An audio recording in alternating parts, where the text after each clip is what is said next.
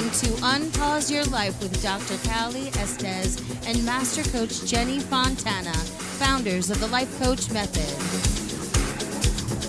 Each one of our uplifting and deep dive episodes is geared to help you tackle the things that hold you back from having the most magnificent life you deserve.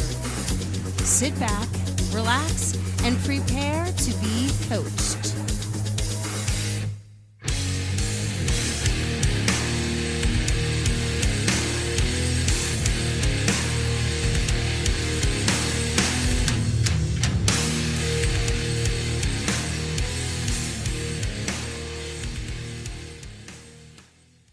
You are listening to Unpause Your Life with Dr. Callie Estes and Master Coach Jenny Fontana. We are excited today to talk about distractions in your life. Jenny and I were sitting here. We have plenty. We have plenty. Jenny and I were sitting here talking about what types of topics we could do, and the dogs are barking and the phone is ringing, and it's just like life. So we're going to talk about how to handle the noise. Right, Jenny? Right there with you.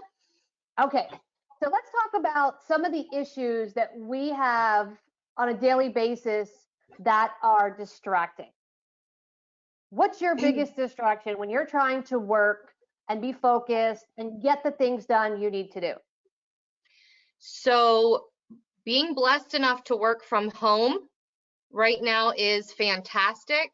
But my biggest distraction, not only as, a businesswoman and doing my job, is being in the home, thinking of the laundry, thinking of the dinner, trying to remember to start the crock pot at 10 a.m.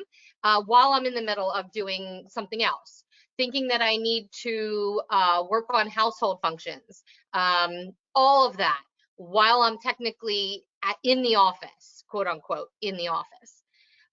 It was easier jumping into an office setting away from the home. You're not there looking at all of the things that you would be getting done if you were in the home. Trying to balance those. I think work-life balance, something everybody struggles with, because you have like the duties you're supposed to do, and then you have work. Like, as a woman, generally society says you need to feed your family. You need to go to the grocery store. You need to prepare the meals. You need to keep the house clean, the children fed, the children clothed. They shouldn't be running around naked. These are things you're supposed to do. Oh, and by the way, here also do this job uninterrupted for your boss and collect a paycheck.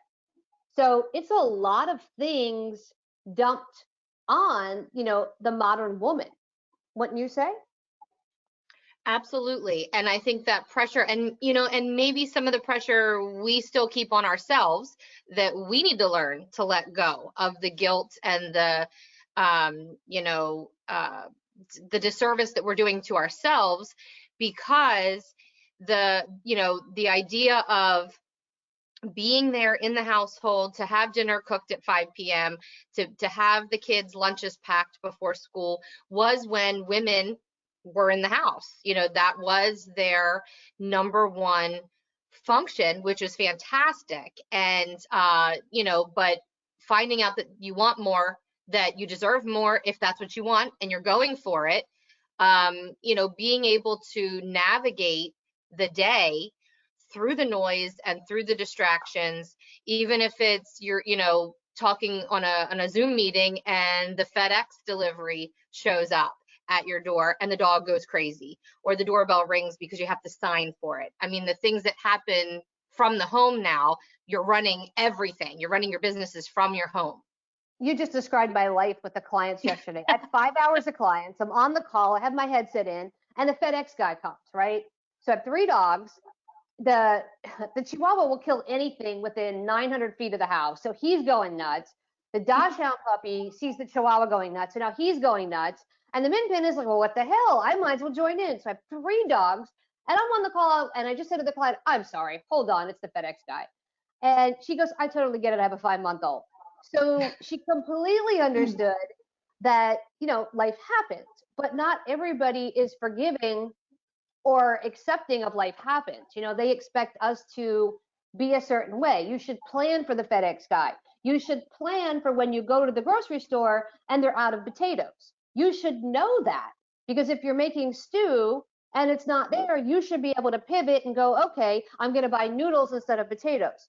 It's like we have this expectation that we should know all of these things happening all simultaneously. And then you throw in things like COVID and everybody's upside down, you know, products not coming, things are not getting delivered. You're doing things with, you know, part of the product that you should be. So these are things, you know, in life that just, they cause anxiety, they cause depression. And then we end up at the doctor on Xanax because we can't manage our lives. We come in and we say, I'm distracted, I'm overwhelmed, I can't concentrate, I can't focus. And you have one doctor going, here's a Xanax, and you have another doctor going, here's an Adderall. And then you end up on something, addicted to something, and I end up with that as a client because they say, you know, I didn't have a problem, but I was so distracted with my life and I was just couldn't focus. They put me on Adderall, and they go, my clients say it was amazing. I got everything done. I'm sleeping 4 hours a night. I'm cooking, I'm cleaning, I'm having sex with my husband. My kids have been dressed the best they've ever dressed. Their homework is done. I'm getting all this stuff done at work. And I go, that's great. In 2 weeks, when you crash, we're going to have a conversation. And I actually have a client going through this right now. She just tried to get off of Adderall and it's complete opposite, can't get out of bed. So one of the things we do is we reach for helpers, mommy's little helpers, to get through the day. So I always discourage my clients, you can't fix a social problem with a medical device. You're trying to fix distraction and overwhelm by taking an Adderall to focus. So what are some things you do to focus? Because you have 2 kids. I just have 3 dogs and a husband, which is a kid. I guess I have a kid. I have a big kid. What do you do? I think one of the things that helped me would be delegating. So, you know, I am in charge of getting the kids to school. I'm in charge of getting the kids home from school, I would say 99.9% of the time. If I know that my husband's going to be coming home on his way past school, having him give me the call and say, hey, you don't have to stop work. I'll get the kids because I'm on my way at this moment. That keeps me focused on the task I'm doing. I don't have to, you know, push the pause button on my job to pick up the kids from school, come back, and then have to shift gears again. You know, maybe it's having a meal plan already set up that I can say to him, I've got to work this evening, so here's the recipe. Everything's in the fridge. You and the kids, you go put dinner together. You know, delegating things out so that I can keep up with what I need, what I need to do most important for that time frame. That's great. And my husband and I have a rule. I'm not allowed to clean the house because it takes me 3 times as long as the average person to clean because I get distracted. I'll start cleaning and all of a sudden something will pop in my head and I'll go, you know what? I need to write that down. I need that for content for the website. Or I need to make that phone call. I need to call that client back. Or, oh my goodness, I got to submit this insurance claim for a client. And I'm cleaning. And what happens? I stop and I start working. So it takes me 3 hours to clean the kitchen. It takes him 20 minutes. So we have a rule in our house. He does the cooking, the cleaning, and the laundry because I am really bad at it. I shrink everything. Half the stuff's not clean like it's supposed to be. And I can't cook. So we know this. And I'm a big proponent of delegating because in business, they do it all the time. You do what you're good at and you hire somebody that's better at the things you're not good at so that you have more time to do what you're really, really good at. And think about it. If you hate doing the laundry, what are you going to do? You're going to procrastinate, you're going to stall, you're going to wait, and then you're going to have 15 loads of laundry and you're going to be completely overwhelmed because that's a 2-day process. And if you're like me, you throw it in, you forget it, then it smells moldy, then you got to redo it. Then you throw it in the dryer and it's all wrinkled, and then you got to redo it. So it's easier to say to someone, help me with this task. So I tell all my clients, I don't think a housekeeper is an expense. I think it's a necessity if you're going to be an executive, period. Whether it's your husband helping you or a professional housekeeper coming in to do the work, you need backup. You need help. It's very difficult to not have that partner or that backup. Agreed. And I think one of the best ways to organize, especially with the family unit, is to have, you know, a command center. somewhere centrally located, kitchen, dining area, even a hallway, somewhere where you can put up the things so that everybody can see it in the house. As kids get older, even little kids can be responsible for things like sorting and matching up socks and, folding towels and things like that. But this way it gets, for me, the biggest obstacle is that it's all in my head. And then I have to explain it to somebody else to get them to do the job that I probably could have done, but then at the downfall of what I really need to spend my time on. So having it all visually there for the whole family to go, you see a need, you complete a need. I don't need to tell you every step of the way what needs to be done. And then it gets out of my head, and then I'm clear to focus on what I need to prioritize, which I struggle with prioritizing the things that are most important to my day, pulling them out, and getting them all sorted. You called it chunking. So that is chunking. Chunking is taking the most important things that need to be done first. We call them hot buttons, basically. So for example, I have a list. I keep a legal pad and I have a list of everything I need to do, and I add to it and I cross it off as it's done. But I can look at my list and I can tell you what needs to be done today, tomorrow, this month. For example, it's January. Everyone's starting to get their taxes together. I'm self-employed. So if you're self-employed, that's a nightmare behind the scenes, especially if you have staff. So you have your 1099s, you have your business taxes, your personal taxes, all this stuff. Does that have to be done right now? No. I can file an extension and go till October. So I know that. That is not something I have to do right this second. So what's more important this second? What are the things I have to do, important? For example, my dental insurance got canceled because the company got bought out. That's important. That's probably something I need to handle this week. Maybe not this minute, but this week. The refrigerator stopped working. That's important. Big deal, right? We have to call a repair person. That has to happen right now. So chunking separates I need it right now, I need it today, I need it this week, and I need it this month.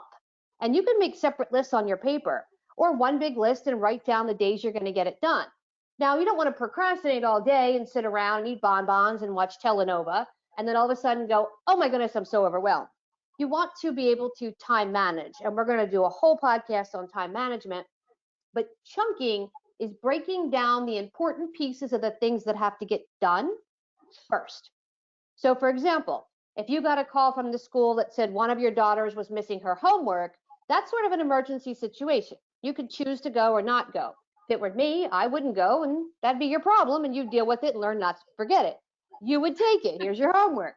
That's chunking, making sure that things are most important, first. Well, and I feel like that sets you up to not be panicking that every single to-do task is, like an immediate fire that has to be put out.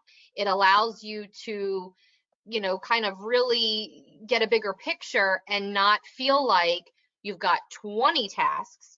You may only have 3 that you absolutely have to get done. And then you can see the check the box for those 3 and feel that you've accomplished something for the day, and not put yourself into, panic mode, or, throw yourself into an attack of going, we're all over. And because I feel like when I put myself into that, where I feel like I have to do everything immediately, nothing gets done, because then it freezes you and you're good for nothing, because you can't sort out what truly is important and what's a little less important and what's going to be a little more forgiving till the end of the week, so I think that's a great tool. In coaching, we call that overwhelm, and in therapy, we call that spinning. It's the exact same thing. Too many things on your plate at once, and you freeze and nothing gets done. And you end up with a panic attack, you take a pill to cope, you end up eating bonbons and watching telenova. Or that glass of wine turns into an entire bottle every night, things like that. Yeah, and that's called a case of the fuckets in addiction, because that basically means I got too much to do, I can't handle this, fuck it, I'll do it tomorrow. Now tomorrow comes and you have the same laundry list of things to do you still had, and now you have people angry with you on top of it.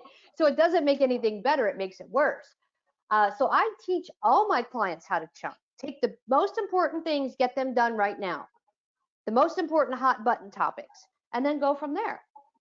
And you can put them on your list for tomorrow or put them on your list for next week. And a lot of people say, well, how do I know what's the most important? Well, most important is always paying the bills, making sure nobody's bleeding from the eyes. You know, did the dog get walked? Did the dinner get cooked? Those are tasks you do every day, but you can plan for those. So if you know there are 5 dinners in a 5-day work week, you can plan on Sunday for your 5 dinners, and you can purchase the supplies so that it's not Tuesday at 4 o'clock and you're going, oh crap, what am I going to make for dinner? You've already predetermined it. You went to the grocery store, you have the supplies. And just for those of you listening, if you happen to do that, tacos is the answer for anything when it's last minute. It takes 15 minutes. At 4:30 on a Wednesday night, and you need dinner by 5. It's tacos. Absolutely. Tacos is my answer for everything. Let's have tacos. That reminds me of the commercial that's out right now. They can't decide what to do. It's a car commercial that has like automatic braking, and they keep going back and forth, this, that, this, and he looks down and they almost hit a truck, and they look up and it says tacos. Tacos. Okay, tacos is what's for dinner. Oh yeah, my word. And that's chunky. That's it right there. Solving an issue, figuring out a problem. I always have spaghetti on hand for people that have trouble with dinner. Pasta sauce, pasta, and ground meat in the freezer. Always. Because if I'm stuck, I've always said you throw the onions and the garlic in a pan, and then we figure out what we're making. So little things like that you can do ahead of time so that you don't have that overwhelm and that meltdown. Last minute, pre-planned, nothing pre-planned, and everything falls apart. So even simple things like I started throwing a bag of nuts and a protein bar in my purse. So when I'm traveling, because I travel a lot, there's no food on the plane. I have a protein bar. I land late because the plane is late. Hello, that's 99.9% of the time. I'm starving. I have something to eat. So little things like that is pre-planning so you don't have the overwhelm and the meltdown. Yeah, and as a mom, I think since I've had children, there's always protein bars, granola bars, and little mini bottles of water in any given bag that I'm carrying at any time. I'm going to come raid your house. My kids are 10 and 13. So, and baby wipes. Baby wipes are still a pre-planned moment. And every mom that I know carries baby wipes somewhere on their person or in their car, because once you get it, you get it. Baby wipes are solid for everything. I have those for my husband. Oh no. In the car. Because he's into drive-through food. I can't stand drive-through food. But and then it ends up everywhere else. It's everywhere. It's on my car. It's on my steering wheel. It's on him. And I'm like, let me just wipe you off. So I keep them in there and keep my husband in line. So I completely understand that. 2 other things real quick, I think, for people that are feeling distracted and overwhelmed is self-care.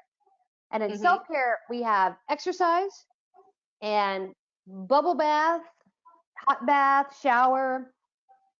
Those 2 things I think are super important when you are distracted and overwhelmed. So carving out even, and maybe that needs to be one of your priorities in every day to get you out of feeling that panic mode every day. So maybe you're scheduled for 15 minutes of a quick workout. Maybe it's, a 20-minute detox bath with some Epsom salts to chill out, relax, and lock the door so your children don't come in. Not that ever happens in my house. Even prioritizing one meal, like if you're grab and go all day long, but one meal you sit down and you're actually present with the food you're eating. That's self-care. I don't do that. too. I need help with that. I'm the sink eater. I think like every executive is either 5-star restaurant or eating over the sink. There's like no in between with us. It's crazy. Yep, you need to be present with your food sometimes. I gotta work on that. it's just acknowledging that you're doing nothing else but eating, even if that meal is a 2-minute smoothie that you put together, but it's that at that minute you're focusing on the smoothie, everything you've put into it, all the nutrients, all the nourishment you're going to get to it from it, and just being present for that 5-10 minutes that it takes you to drink it. And I know our listeners can't see us, but I'm eating a protein bar while I'm podcasting. That's I call okay. it multitasking. Multitasking. I am present in the podcast with a protein bar. That is the story of my life. Because you have not prioritized your food consumption at the moment, so therefore you needed something, so you ate it. And we move on. That would be correct. That would be correct. So one thing my clients also ask me about exercise is time. They don't have an hour.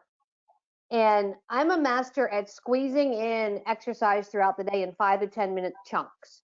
And that's all I want to do is 5 to 10 minute chunks of exercise. Well, you have to do multiple chunks, not just one 5 minutes. So 1 5 minutes isn't enough. So yes. So for example, you're loading the dishwasher. Instead of bending from the back, bend from the hips and legs and do a squat, put the dish in, come back up, do a squat, put the dish in. You'll knock out 15 squats before you even realize you did it and you loaded the dishwasher. So I do things like that. If I'm standing in line at Target, I'm the crazy person stretching behind you. I'm that person doing yoga in the airport. I have actually witnessed that, so I can attest to that. That is me. Little things like that. Zumba. I'll put the YouTube on and I'll do one Zumba song. It's 3 minutes. I got one song in. And I tell myself I'll do 5. Sometimes I shoot for 5. That's 15 minutes. It's very simple little things like that. Quick little bursts of exercise are actually better than a full hour at the gym. So, and I think for me, my biggest distraction with exercise that long is that I'm thinking of all the things that seem more important at the time, that I don't want to commit an entire hour to exercise because I've got that list of stuff that still has to happen. So finding those pockets of 5 and 10 minutes, even 3 times throughout the day, is going to be a heck of a lot easier, because you're going to stop that hour-long workout routine halfway through because you feel so distracted. At least that's what I find. And the exercise gives you a serotonin dopamine boost, which is the happy chemical, which makes you feel good. If you feel good, you feel more motivated to tackle the list. So one of the things I have my clients Google is death squats from Mike Tyson. It's a jailhouse exercise. I love them. And you take 13 pieces of paper and line them up. And you squat at the first piece of paper, pick it up, take 2 steps, squat, drop the paper, stand up, squat, pick up the paper, stand up, squat, drop the paper, or pick up the second paper, move to the third one. And by the end, if you can do all 12 of those or 13 pieces of paper, you've done 350 squats. And squats are core. They do all your leg muscles, they do your abs, they do your back. So if you have time for nothing else, 10 minutes doing that is better than doing nothing. Even if you're binge watching Netflix, you can do that while you're binge watching Netflix. I think I'm in the minority saying this. I might get some boos, but I love burpees. I actually love burpees because what is wrong with you? It is because if I have 5 minutes, it is a full on hitting every single large muscle group exercise, plus the cardio of getting your heart rate up for the motion and the movement of it, that I feel like I've at least accomplished something if it's just burpees. So how many burpees do you do at a time? 50. Okay, so I'm going to text you every day to see if you've done your 50 burpees. Okay. All right. You say that now. Better be game on. I'm going to text you. We can even FaceTime so I can do them as we. Oh, I've got a bad knee and a bad shoulder. I cannot do burpees at all. Too much pain. Oh, but regardless of whatever exercise you do, I love the idea of basically using that concept of chunking, almost prioritizing a few movements a couple times a day in your self-care even. I love that idea. Chunking is the solution to pretty much everything when you're overwhelmed. Little bits and pieces, little digestible pieces as you go, as opposed to everything at the same time. And the key is not waiting to the last minute to do everything. So time management, distractions, everything. If you do little bits and pieces, you'll get through the day without all the craziness. Mm-hmm. So I think our listeners can get a good takeaway from today's podcast on how to time manage, be less distracted without the medications of Big Pharma, because you don't need it. You just need to prioritize and get your ducks in a row. Simple for the day. Absolutely. Thank you for listening to Unpause Your Life. This was a great episode, and tune in for our next one for more really cool things, and check back to see if Jenny's doing her burpees. Thank you for listening to Unpause Your Life with Dr. Callie Estes and Master Coach Jenny Fontana. Head over to www.thelifecoachmethod.com to learn more about coaching yourself and how to become a master coach.